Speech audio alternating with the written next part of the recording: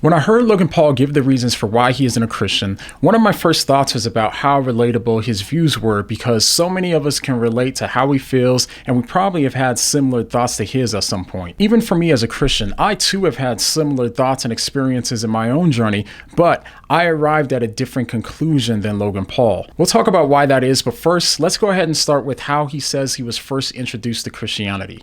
This is a bigger question. I was raised Christian, by the way. I'm forgetting to mention, like, I did PSR, I did church. Prove it. Show me a certificate. I can show you. I was baptized. We grew up religious. We both kind of got turned off to it. And I've always been sort of, I don't know, just rubbed the wrong way. Like when I was in PSR as a kid, 7 years old, I was 8 years old. I was like, Mom, this feels weird. Like the things like they're telling me and preaching to me. I'm not here for the shoving of faith down the throats of people who just don't know better. Now, I personally didn't grow up in a church-going home or anything, but I still relate to that a little bit. When I was younger, I remember having similar feelings about religion when I heard people talk about it. I was like, Mom, this feels weird. This seems to be the first step in Logan's path to rejecting Christianity, but it was actually the first step in the path to me accepting Christianity. But before we get into that, let's go ahead and hear how he explains his religious beliefs as they stand today. I'm confused. I don't truly understand. There's too many stories being told. There's too many people saying different things. Religion, faith, whatever you want to call it, has led to the deaths of too many people, has led to the trauma of too many children.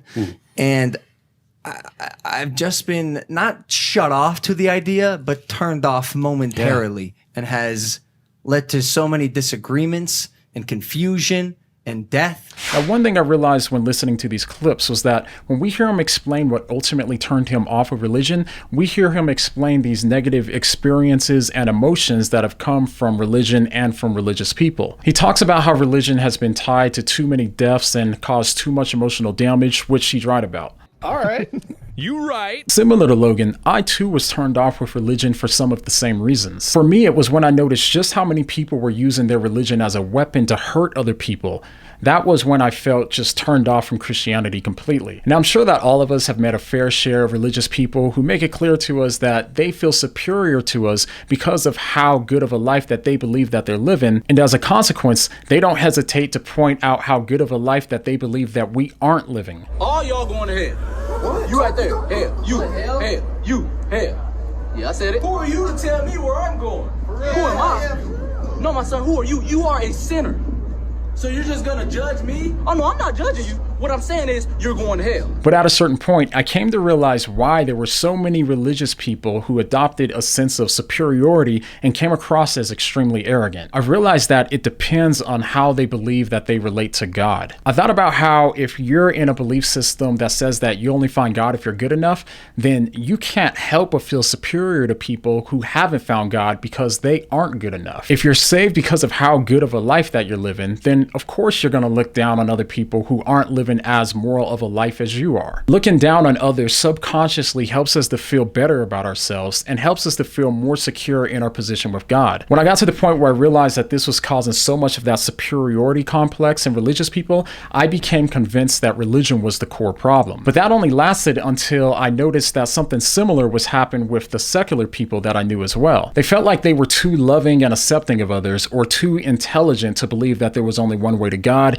and in that way, they felt better than the religious person. It was then that I started to conclude that there was just no escaping it. Every view of the world led to the same problem. All y'all going to hell. It wasn't until later that I realized that the gospel message of Christianity is radically different than any other belief system, and deeply understood, it's the only belief system that I found that should produce humility in us rather than arrogance. The reason why is because in Christianity, salvation comes by grace, and grace means an undeserved gift. Jesus offers us this gift through faith, so we don't earn our standing before God based on how good we are or because we're good people. But instead, we're saved because we realize that we aren't as good good as we like to tell ourselves, and that's why we recognize our need for a savior. Since we couldn't live a perfect life, Jesus had to live the perfect life that we couldn't, and he had to die in our place for us. He then offers the life that he lived to us as a free gift, so that way when we stand before God, we're judged by the life that Christ lived rather than the life that we lived. We aren't saved because of how good we are, but instead it's only because of how good he is. So with that in mind, if we don't earn our salvation because we're good and we're only saved because we received it as a free gift by faith,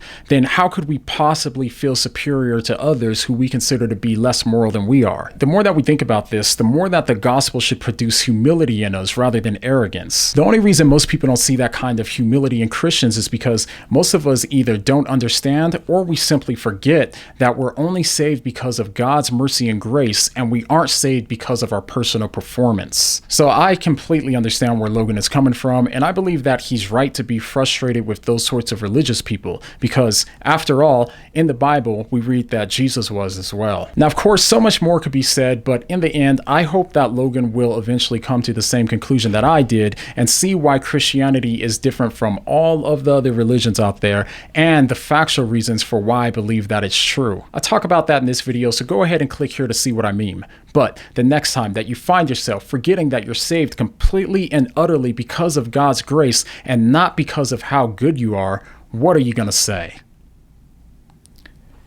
What do you mean?